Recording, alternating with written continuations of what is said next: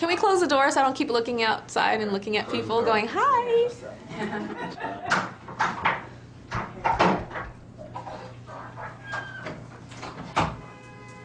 are we ready?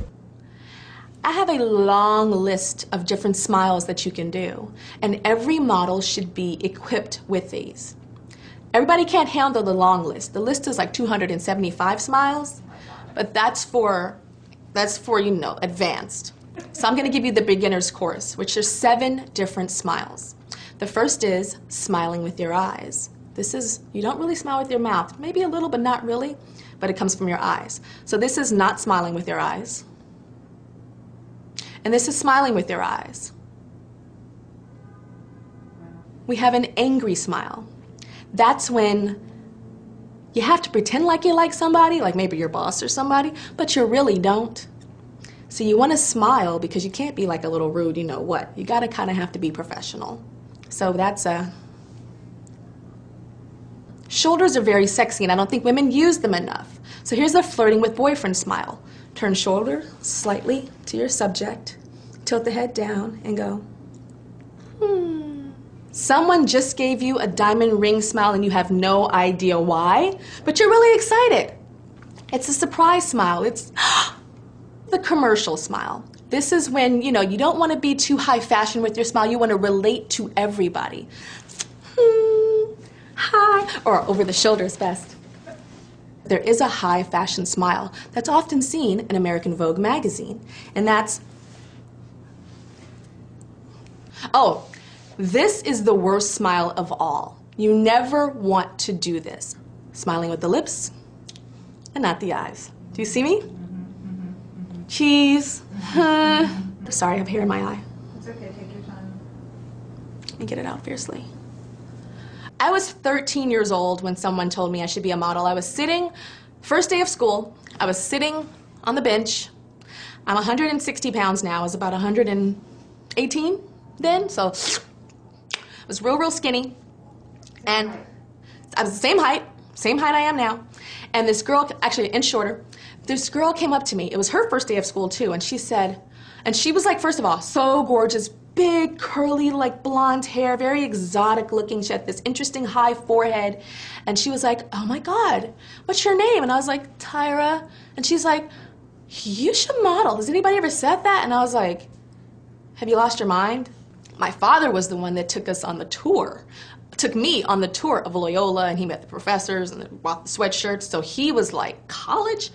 You're not going to go to college, you're going to go to Paris, you're going to model? Like, I know you do it a little on the side, but for real? Have you lost your mind? And it was so bad with my dad. My mom and I took him to dinner. We took him to this soul food restaurant in Inglewood, California called M&M's. And so we had our little nice meal. We're sucking our fingers, you know, from the little barbecue sauce and everything. And then we dropped the bomb about Paris. And he just smiled and he was fine. And then we get in the car, because my parents are divorced, so we all got in the car to drop my dad off. My dad jumped out of the car in the middle of the intersection and walked 3 miles home. So that was his answer to how he felt about me going to Paris. I think adversity has been a gift to me.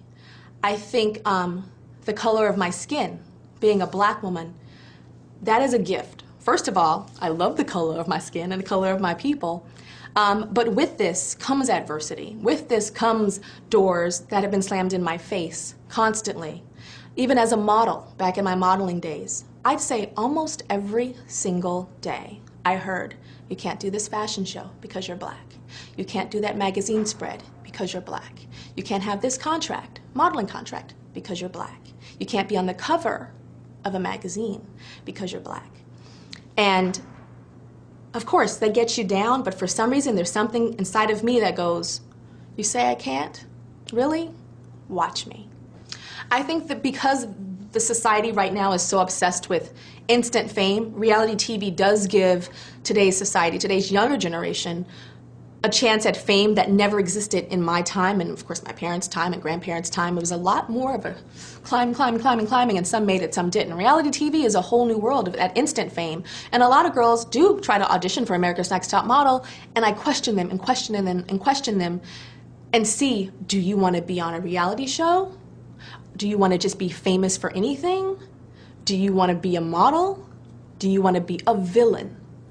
do you really want to be a model? That is so important to me. Martha Stewart is like, I look up to her so much. I think she has such an attention to detail. When you hear the two words, Martha Stewart, you understand what that brand is, all the way down to colors. And I hope to one day have a brand that when people hear, whether it's my name or the name of the brand that I create, that they understand it immediately, that you get it immediately. You don't have to explain it.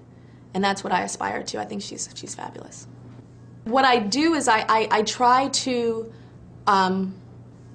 make a negative into a positive a lot. Like in my career on a daily basis as a producer, I am constantly on America's Next Top Model on the talk show. There's always a, oh, that person fell out, they're not going to show up. Oh, this model's doing this, or oh, our budget is this, or we just got cut, like 30% of our budget got cut. I'm always trying to figure out a way to make it work, and there always is a way. And I think I learned that from my mama.